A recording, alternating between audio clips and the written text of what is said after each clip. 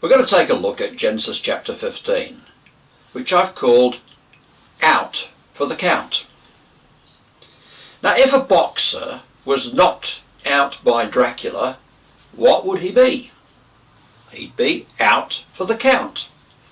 We use the expression out for the count for a boxer who has been knocked out and is unable to get on his feet in a 10-second period. And it's ironic that we often say that such a person is seeing stars, because in Genesis 15 God took Abram outside and said, look up at the heavens and count the stars, if indeed you can count them. And Abram was out for the count, and he literally saw stars. But later we read, as the sun was setting, Abram fell into a deep sleep. So again we see Abram out for the count, sound asleep. So let's look at Abraham being out for the count the first time. Well, the Lord takes Abram out for the count, to look up at the stars and count them. And why? Well, Abram is anxious. He has just daringly rescued his nephew Lot, that's Genesis 14, and he may fear reprisals from the 4 invading kings and also from the king of Sodom after snubbing him and refusing to accept his bribe. Is there someone who causes you anxiety? Someone who can cause you harm, physically or psychologically? Well, God's words apply to every child of God. Do not be afraid, Abram. I am your shield, your very great reward. Now, in the last chapter, Melchizedek told Abram that God Most High had delivered his enemies into his hand. And the word delivered shares the same root in Hebrew as the word shield. So to Abram, God is saying, don't fear those kings. I delivered them into your hand. I will continue to shield you, to protect you from them. Also, you gave all the booty you captured back to the king of Sodom. Be assured, I am your very great reward. So you're not going to miss out, Abram.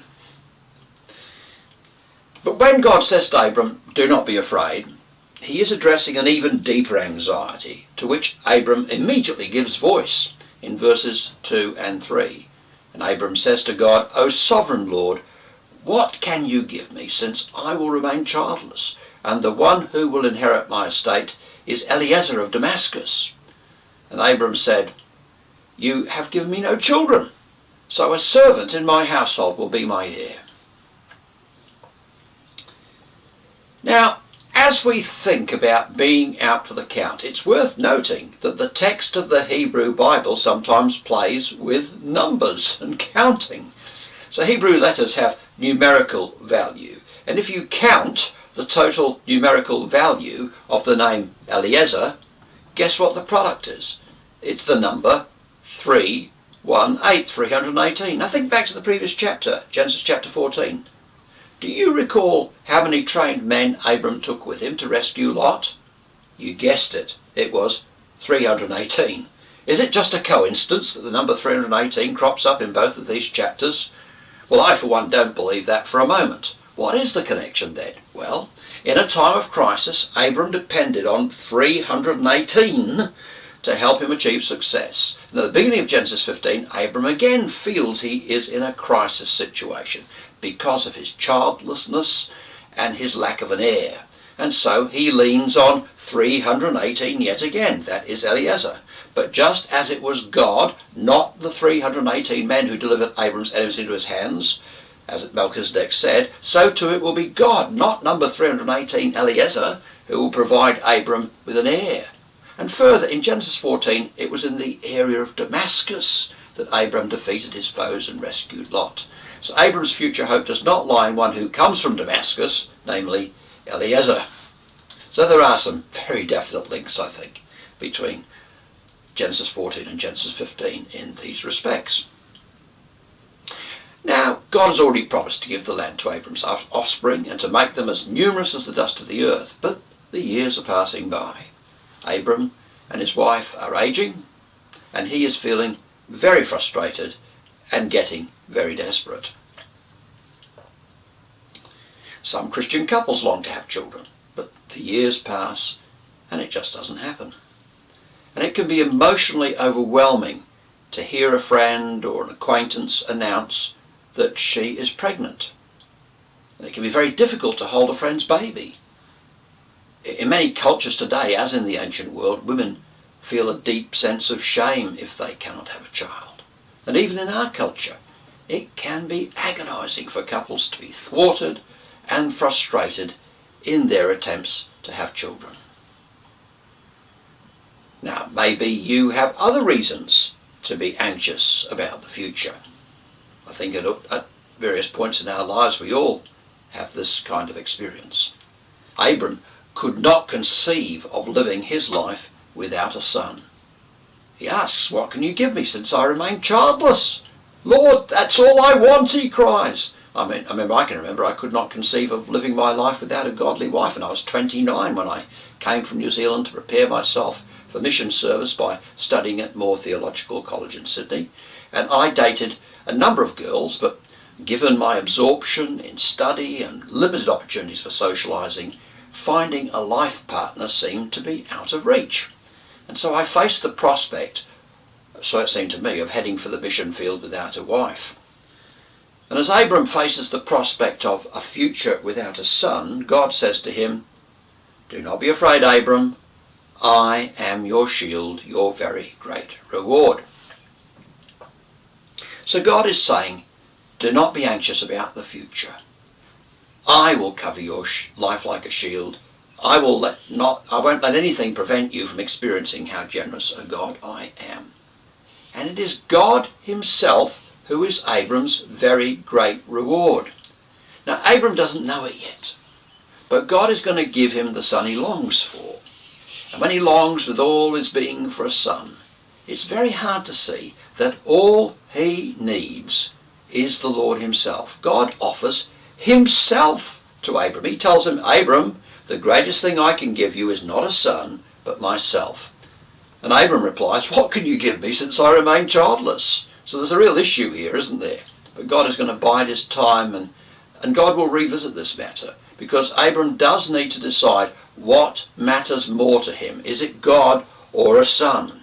And when we get to Genesis chapter 22, then God brings Abram back to this very issue. And as I indicated, I despaired about ever getting married, and it was hard to see, for me, at that time in my life, that ultimately all I needed was the Lord himself. And some Christian men and even more Christian women would love to be married, but it doesn't happen. And in my case, the Lord did intervene in an unusual way to bring Barbara and myself together. But if the Lord had left me unmarried, that would not have been a disaster, though I'll be quite honest, I would have found it very difficult to deal with. But I need to learn, above all else, that only the Lord can satisfy my deepest longings. And is an unmet need causing you distress? Maybe the Lord is leading you to experience the supreme satisfaction of knowing God himself as your very great reward. Now, if you are a child of Abraham, know that the Lord Jesus Christ has given himself to you. Is he your very great reward? Is he my very great reward? I mean, we do sing, don't we? He's all I need, he's all I need, Jesus is all I need. Well, is he? The Lord is kind and patient with us, but he'll keep bringing us back to this issue. Is Jesus really all you need? Is he all I need? God graciously tells Abram, "Your son Eliezer of Damascus will not be your heir, but a son coming from your own body will be your heir." And he tells Abram, "I will give you the son and heir you long for." And that's when he takes him out for the count. And he took him outside and said, "Look up at the heavens and count the stars, if indeed you can count them." And then he said to him, "So shall your offspring be."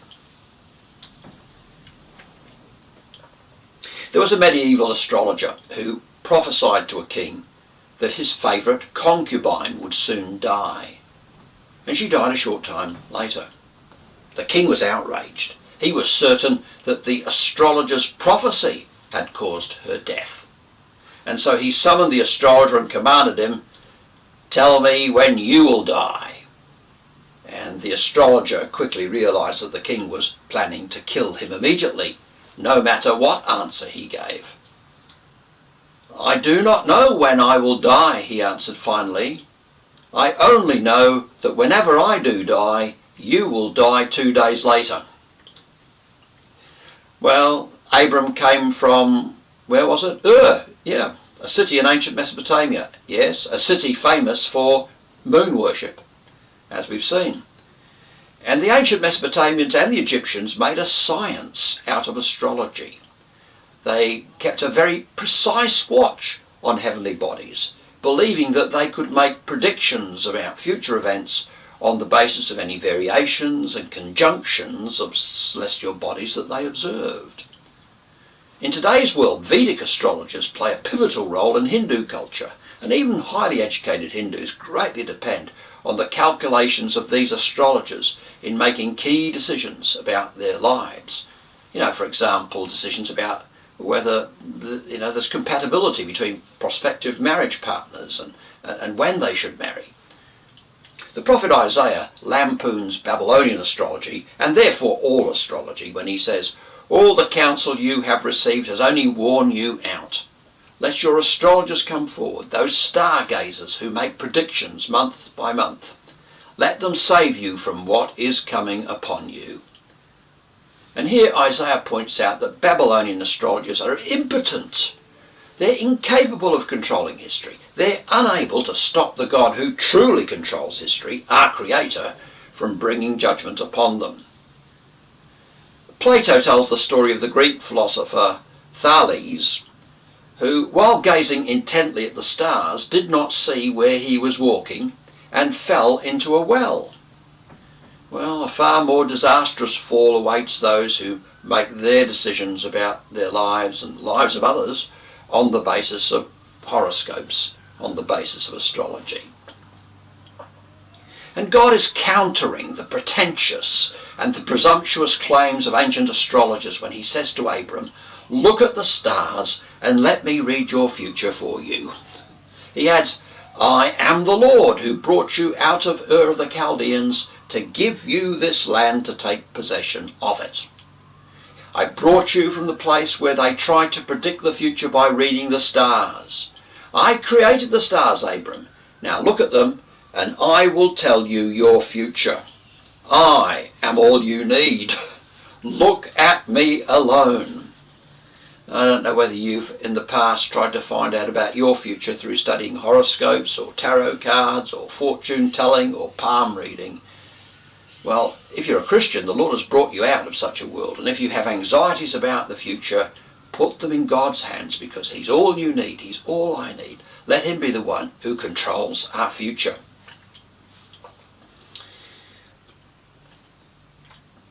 God tells Abram, "Look up at the heavens and count the stars, if indeed you can count them." Relax, Abraham. I'm not just going to give you a son. I will give you so many descendants, it's impossible to count them. Now, would you say to the creator of the universe, if God said something like that, "Well, it's very nice of you to say that you'll do that for me. How can I help?" The creator doesn't need you, he doesn't need me. He is all you need, he is all I need. And there's only one right response that Abram could make. Abraham believed the Lord, and he credited it to him as righteousness. Now, Abram was already righteous because, as Hebrews 11 makes very clear, this was not the first time that Abram believed. But God is delighted with the way Abram is responding in this particular instance. And God says in effect, "Here at last is a man who takes me seriously as creator. Here is a man who relates to me as a person should. Here is a righteous man." I mean, what's the state of your relationship with God at the present? My relationship? Are we whinging about something? Are we anxious about the future? Frustrated? Bitter? Resentful? If that's you, go outside, get in your car, go for a drive and find a quiet spot and get out of the car and look up at the heavens in all their immensity. Perhaps read Psalm 8 about the glory of God as creator, and like Abram, put your life in the hands of the Lord, because that's what Abram is doing when he believes in the Lord, and it was credited to him as righteousness. Well, let's look at the time when Abram went out for the count for a second time in this chapter, because in verse 12 we again find Abram out for the count. We read, as the sun was setting, Abram fell into a deep sleep. So Abram was learning yet again that the future is in God's hands. And we read, as the sun was setting, Abram fell into a deep sleep, and a thick and dreadful darkness came over him. It was a dreadful darkness, a horrifying darkness, a terrifying darkness. So as Abram fell into deep sleep, he had an ominous sense that terrible things were going to happen in the future. His heart was filled with anxiety and dread about the future. And this time his fear was justified. In the midst of his darkness of the soul, God says to him, "Know for certain that your descendants will be strangers in a country not their own, and they will be enslaved and mistreated 400 years. Now, we all want the best for our kids. I mean, you and I would feel overwhelmed with dread if we knew for certain that our kids were going to experience terrible things in future days. Abram is sound asleep. He is helpless. That's significant. The point being that this whole chapter is about God controlling the future, and in this case there's absolutely nothing that Abram can do to change the course of history. And just before this, Abram has been very active in following God's command. He's brought before the Lord a heifer, a goat and a ram, each 3 years old, along with a dove and a young pigeon. In ancient astrology, the zodiac came to be associated with animals such as the heifer, the goat and the ram. So maybe in getting Abram to cut up these beasts, God is really helping Abram to destroy any trace of dependence on astrology as he looks to the future. And maybe it's all by way of helping Abram to put his complete confidence in God to control the future. And as this all indicates to us, that when we put our confidence in God to control the future, it doesn't mean that everything's going to turn out as we want it to. And indeed, most of us are going to experience some very hurtful and tragic things as we live our lives. And if we could sense what the future holds, then like Abraham, perhaps a thick and dreadful darkness would fall upon our souls too. I don't know what God has in store for you or for me, but I know that you can trust God, that I can trust God. He is all we need. Just think for a moment about the beasts that Abram brings to the Lord. God told Abram he would have innumerable descendants, that he would become a great nation. Now the Abrahamic nation, Israel that is, it will need, won't it, in future days when it develops, sacrifices for priests, the heifer, sacrifices for the common people, goat and the ram, and sacrifices for the very poor among God's people, the dove and the pigeon. And this ritual signifies that God will raise up this great nation through Abram. So Abram does what he's told. Except for the birds, he cuts up the animals in two, and he creates a corridor between their halves. Now contrast the active Abram, bringing and cutting up the animals and driving away the birds of prey, and contrast that image with the passive Abram, who's lost in sleep amidst great darkness, helpless and impotent. So Abram's sleep is associated with the future concerning his descendants, which he can't control. His activity is associated with his own life. So during his own life, Abram succeeds, as it were, in driving away the birds of prey. So there are threats to the covenant promises that God has made with Abram. But Abram comes out of it all pretty well intact. And note the contrast in verse 15. In contrast to Abram's descendants, Abram is told, "You, however, will go to your fathers in peace and be buried at a good old age." But after Abram dies, the thick and dreadful darkness is like the darkness of death, and the birds of prey, the falcons of Egypt, will swoop down and threaten God's covenant promises. And Abraham's descendants will be enslaved and mistreated for 400 years. But see the wonderful symbol of hope. When the sun had set and darkness had fallen, a smoking firepot or a furnace and a blazing torch appeared and passed between the pieces. Now smoke and fire, they symbolise God's presence, as we see later on when God gives the law to Israel at Mount Sinai. And symbolically, God himself passes between the severed animals. So when the sun is gone, when all is dreadfully dark, we must never forget that God himself is with his people, with you, with me. He's not just Abram's shield. He will punish Egypt. He will forcibly remove the existing tenants who have trashed Canaan, God's property, and he will replace them with new tenants, his own chosen people. Near the end of the previous chapter, we encountered Melchizedek, and his name means King of Righteousness, and he's described as being the King of Salem, that is, the King of Peace. Now, isn't it striking that both righteousness and peace assume great importance in Genesis chapter 15? So Abraham is considered righteous after trusting in God as the Creator to control his future and produce from him innumerable descendants. And Abraham will die in peace, knowing that God is indeed in control of the future and therefore can be completely depended upon to form from him a great nation who will occupy the land that God has promised to him.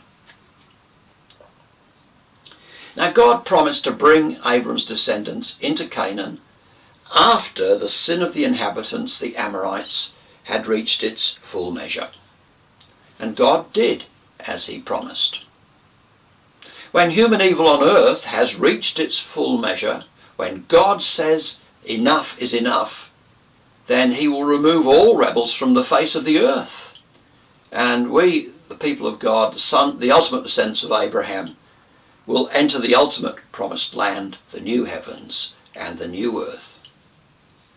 Now, here is why we are so confident this will happen, and why Abraham could be so confident that God will fulfill the covenant promises he was making to him.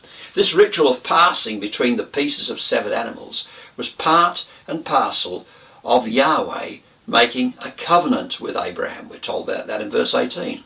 In Jeremiah 34 and verses 18 to 20, God declares, "The men who have violated my covenant and have not fulfilled the terms of the covenant they made before me, I will treat like the calf they cut in two and then walked between its pieces.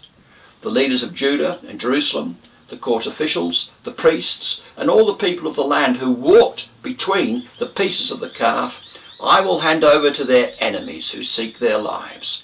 Their dead bodies will become food for the birds of the air and the beasts of the earth." Now, as we can see from this citation, in the ancient world, when the parties to a covenant walked between the severed animals, each was saying, "If I don't honour my commitment, then may I be cut in pieces like these animals." Now, this means that the symbolism involved in Genesis chapter 15 is chilling. But something utterly staggering in significance happens. Because only God, not Abram, passes between the severed animals. God was saying, I myself will suffer the horrific consequences of any failure to keep this covenant by your descendants. Now, I think of a prominent Christian leader who years ago was unfaithful to his wife. But the marriage has been saved because she forgave him and honours her vows. And you can imagine the immense hurt and pain that she has endured. God goes even further. We look at the cross. We see Jesus dying in our place, carrying the curse that otherwise would have destroyed you and me.